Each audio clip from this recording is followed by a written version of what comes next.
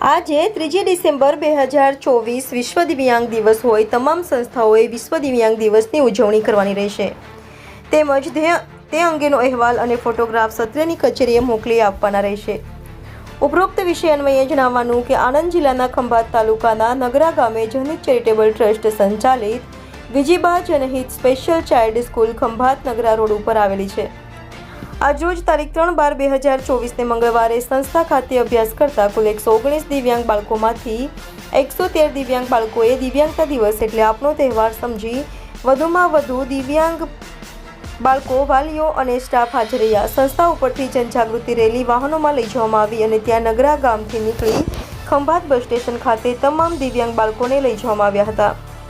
ત્યાં Khambhat depot manager દ્વારા આપણા દિવ્યાંગ બાળકોને ચોકલેટ વિતરણ કરવામાં આવી અને જનજાગૃતિ રેલીને ખંભાત શહેરમાં સંસ્થા દ્વારા વિવિધ બેનરો લોકજાગૃતિ માટે બનાવ્યા હતા।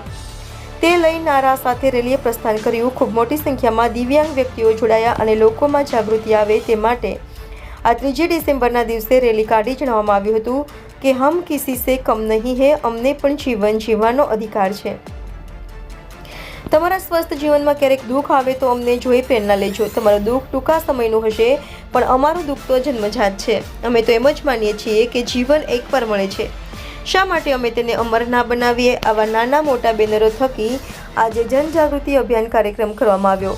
ગોપાલ ટોકીઝ ઉપર આવેલ બ્રિટિશ પિઝા હોટલમાં તમામ રેલીના બાળકો અને સ્ટાફ તેમજ ઉપસ્થિત વાલીઓને બપોરનું સુંદર ભોજન આપવામાં આવ્યું।